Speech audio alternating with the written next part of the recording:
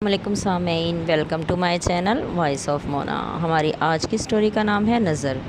Suraiya M A English تھی اور government school میں پڑھاتی تھی۔ وہ روزانہ ایک وقت مقررہ پر گھر سے نکلتی تھی۔ وہ اکیلی جاتی تھی، اپنے والدین کے ساتھ رہتی تھی۔ وقت گزر رہا تھا، اسے جاب جوائن کیے 3 سال ہو چکے تھے، گھر کی واحد کفیل تھی۔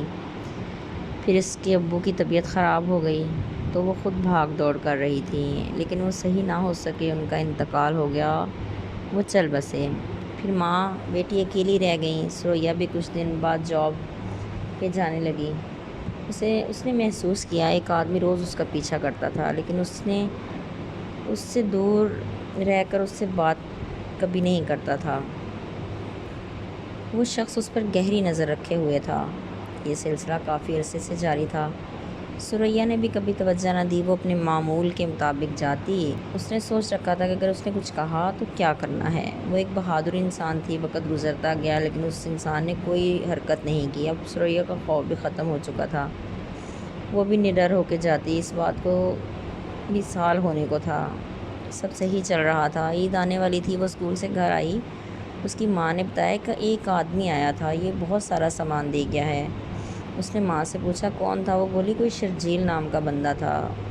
وہ اس نام کے کسی انسان کو نہیں جانتی تھی، اس کی ماں بھی نہیں جانتی تھی۔ پھر رات کو اس کے ذہن میں آیا تو اس نے ماں سے حلیہ پوچھا۔ وہ سیم وہی شخص تھا جو روز اسکول چھوڑنے اور لینے جاتا تھا، لیکن دور دور سے ہی وہ سمجھ گئی۔ وہ جا کے دوبارہ سارا سامان چیک کیا، وہ سامان ہی تھا، کپڑے وغیرہ تھے اور خشک سامان تھا اس میں، اور کچھ نہیں تھا۔ دوسرے دن وہ پھر اپنی جگہ پر ہی نظر آیا۔ سریا نے اگنور کر دیا۔ یہ سلسلہ چلتا رہا۔ پھر عید آ گئی۔ عید والے دن بھی وہ کیک دے کر گیا۔ سریا سو رہی تھی، جب اٹھی تو دیکھا اس کی سمجھ میں نہیں آ رہا تھا کہ کیا کریں۔ پھر اسے ساری بات اپنی ماں کو بتا دی۔ وہ بھی سن کر پریشان ہو گئیں کہ کیا ماجرا ہے۔ پھر انہوں نے کہا کہ سریا اب اگر وہ آیا تو میں خود اس سے بات پوچھوں کہ کیا مسئلہ ہے۔ سریا بولی ٹھیک ہے، آپ پوچھ لینا۔ سریا عید کی چھٹیوں کے بعد دوبارہ جاب پہ جانے لگی۔ اب بھی اس کے رویے میں کوئی فرق نہیں آیا تھا۔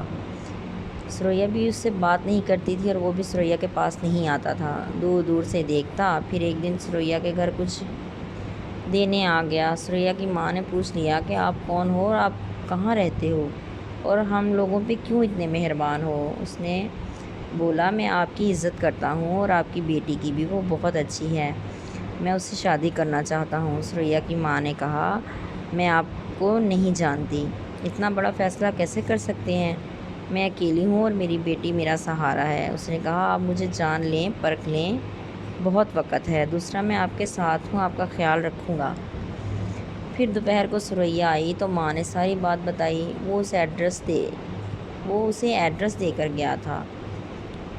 وہ دیکھا تو پتہ چلا وہ قریب کے علاقے کا ہی رہائشی تھا۔ وہ اکیلا تھا۔ پھر ان لوگوں نے کسی کے ذریعے اس کی معلومات لیں۔ وہ پرفیوم کا کاروبار کرتا تھا، گھر اپنا تھا اور حالات بہت اچھے تھے۔ وہ خود کفیل تھا اور تنہائی کا شکار تھا۔ ایک بہن تھی جو شادی شدہ تھی۔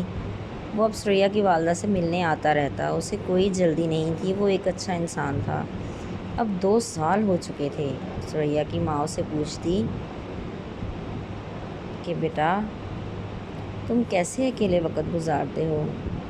وہ اسے اچھی طرح جان چکی تھیں، وہ بھی ان کا بہت خیال رکھتا تھا۔ پھر سریا کی ماں نے سریا سے کہا تم سوچ لو، سریا جانتی تھی کہ وہ شادی کر لے گی تو ماں کا خیال کون رکھے گا؟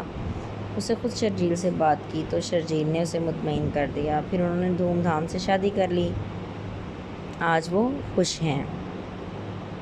جیتے رہیے، خوش رہیے۔ ملتے ہیں اگلی کہانی کے ساتھ۔